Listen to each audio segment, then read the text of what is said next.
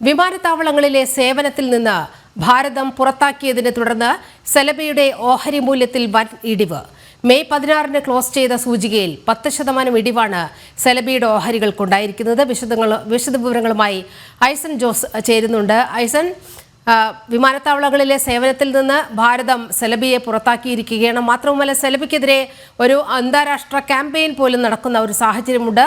ഈ ഘട്ടത്തിലാണ് ഓഹരി മൂല്യത്തിൽ വൻ ഇടിവ് എന്നുള്ള വാർത്തകളും പുറത്തു വരുന്നത്. എത്രത്തോളം നഷ്ടമാണ് സെലബിക്ക് ഉണ്ടായിരിക്കുന്നത്?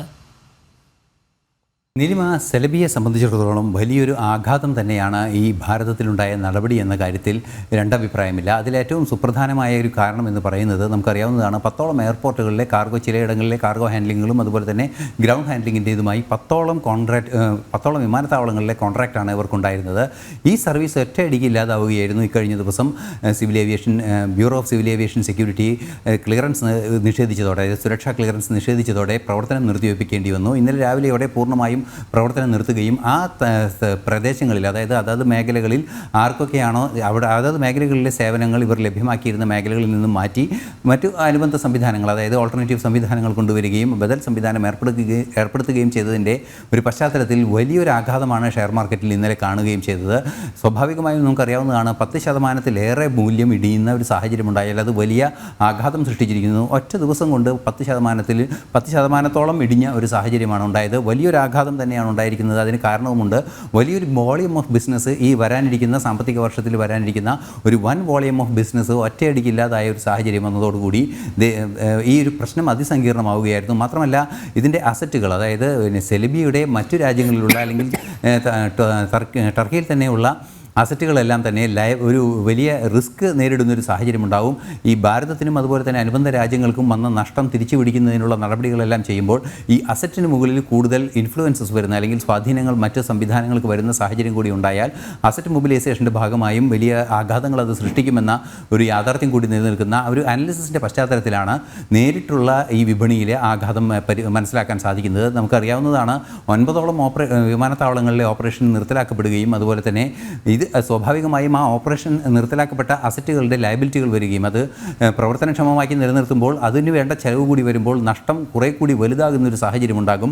ഈ വർഷം അവസാനിക്കുന്നതോടുകൂടി വലിയൊരു നഷ്ടത്തിലേക്ക് കമ്പനി കൂപ്പുകുത്തുമെന്ന തിരിച്ചറിവിൻ്റെ കൂടി അടിസ്ഥാനത്തിലാണ് വൻതോതിൽ ഇത്തരത്തിൽ ഷെയർ മാർക്കറ്റിൽ ഇടിവ് സംഭവിച്ചിരിക്കുന്നതെന്നാണ് മനസ്സിലാക്കാൻ സാധിക്കുന്നത്. തീർച്ചയായും ഭാരതത്തെ സംബന്ധിച്ചിടത്തോളം എടുത്ത തീരുമാനം വലിയൊരാഘാതം ഈ സെലബിക്ക് ഉണ്ടാക്കിയിട്ടുണ്ട് എന്നതൊരു യാഥാർത്ഥ്യം തന്നെയാണ്.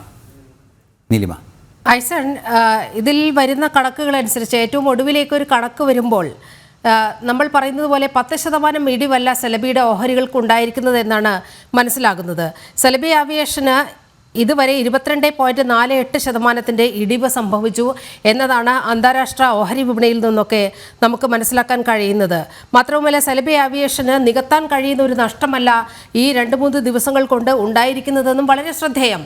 ഇതിൽ ജനം ടിവിയാണ് ഈ വാർത്ത, ഈ സെലബി ആവിയേഷനാണ് നമ്മുടെ വിമാനത്താവളങ്ങളിൽ വളരെ നിർണായകമായ പൊസിഷനുകൾ കൈകാര്യം ചെയ്യുന്നത് എന്ന നിർണായകമായ വാർത്ത പുറത്തുവിട്ടത് ജനം ടിവിയാണ്.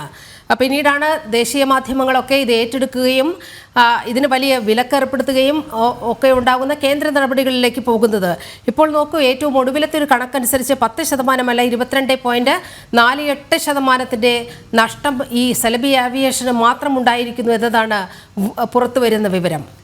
തീർച്ചയായും നീലിമ, ഈ സെലബി ഏവിയേഷൻ്റെ സബ്സിഡിയറി കമ്പനി, അതായത് ഒരു ഹോൾഡിംഗ് കമ്പനിയുടെ, പ്രധാനപ്പെട്ട ഹോൾഡിംഗ് കമ്പനിയുടെ ഷെയറിൽ വന്ന വീഴ്ചയാണ് നേരത്തെ ചൂണ്ടിക്കാണിച്ച 10% വീഴ്ച ഇന്നലെ ക്ലോസ് ചെയ്തപ്പോൾ ഉണ്ടായത് എന്നതാണ് നമുക്ക് മനസ്സിലാക്കാൻ സാധിക്കുന്നത്. നേരത്തെ നീലിമ സൂചിപ്പിച്ചതുപോലെ നിരവധി സബ്സിഡിയറി കമ്പനികൾ സ്വാഭാവികമായും അതത് മേഖലകളിലുണ്ട്.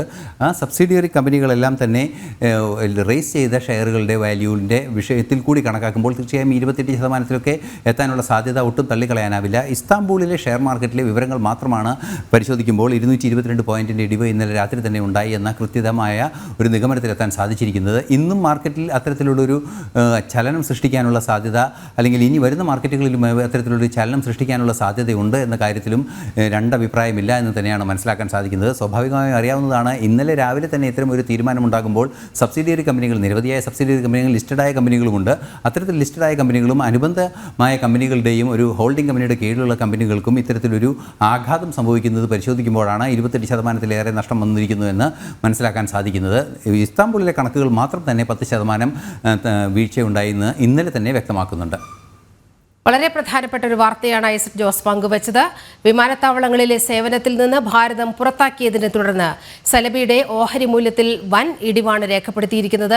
മെയ് 16 ക്ലോസ് ചെയ്ത സൂചികയിൽ 10% ഇടിവാണ് സലബി ഓഹരികൾക്ക് ഉണ്ടായത് എന്നാണ് പ്രാഥമികമായ വിലയിരുത്തൽ. പക്ഷേ മറ്റ് കമ്പനികളുടെ കൂടി കാര്യം എടുത്തു നോക്കുമ്പോൾ 22%-ലധികം നഷ്ടം സലബി ഏവിയേഷൻ ഉണ്ടായിരിക്കുന്നു എന്നാണ് ഏറ്റവും പുതിയ വാർത്തയായി പുറത്തുവരുന്നത്. വിവരങ്ങളാണ് ഐസക് ജോസ് പങ്കുവച്ചത്.